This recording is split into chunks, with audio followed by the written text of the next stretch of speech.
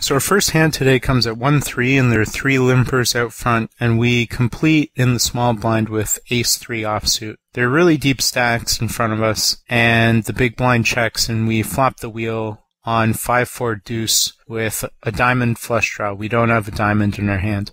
We lead out $12, which I think is the right line. I think it's the wrong size. I think I should have just potted it. And only the first limper calls in early position. And he was an older player who was playing a lot of hands pre-flop, but wasn't afraid to put in money post-flop.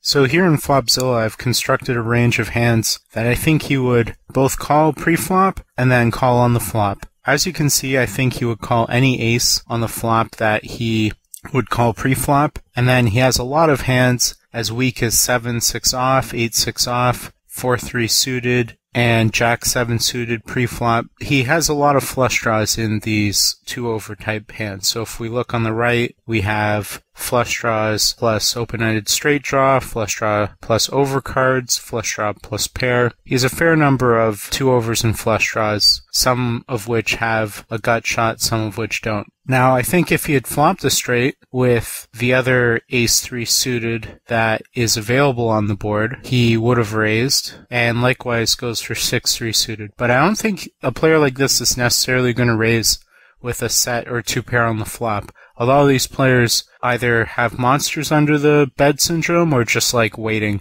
to quote-unquote trap or spring the trap later. The hands that he's folding from this initial range when we bet, as you can see, we think 79.5% of his hands continue. Those are just the 2-overs that don't have a flush draw. So we think he's only continuing with King-Jack of diamonds, not King-Jack of hearts. So the turn is an offsuit 3, which counterfeits our straight, and we can see that my equity drops tremendously. On the flop, my equity was 81%, and on this turn, my equity against his entire range now is 46.4%. And my equity's dropped to a point where it's almost where we shouldn't even be making a bet if this range is any indication of his true actual range. In game, I decided to bet $25 into 39, continuing to protect my hand and get value from flush draws and 2 pairs and sets and whatnot, and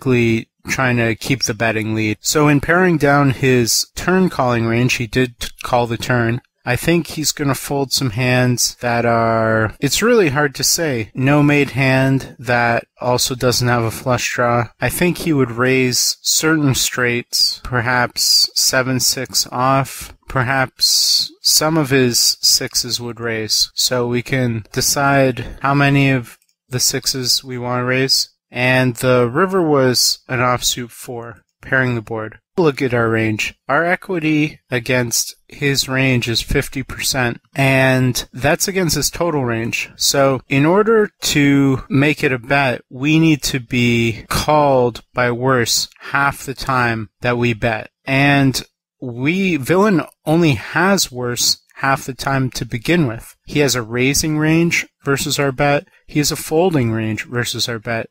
The hands that we certainly beat are going to be hands in the folding range, so hands like pocket 9s, pocket 8s, hands that have a weak pair like King 3 suited, or hands that are the missed flush draw. All those are the hands that are going to be folding to a bet. Once we plug in the filter for what his continuing range is versus a bet, our equity goes down to 37.6%. And we have the best hand 9% of the time, so we can see we're beating hands like pocket 7s, 8-5 suited, 7-4 suited.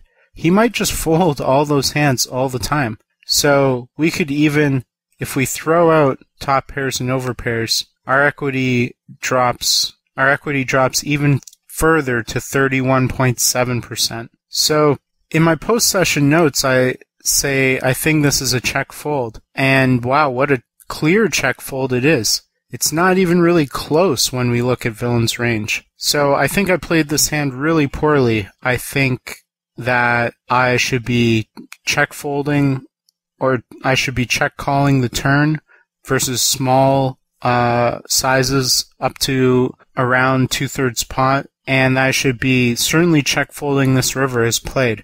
As played, I decided to bet for thin value.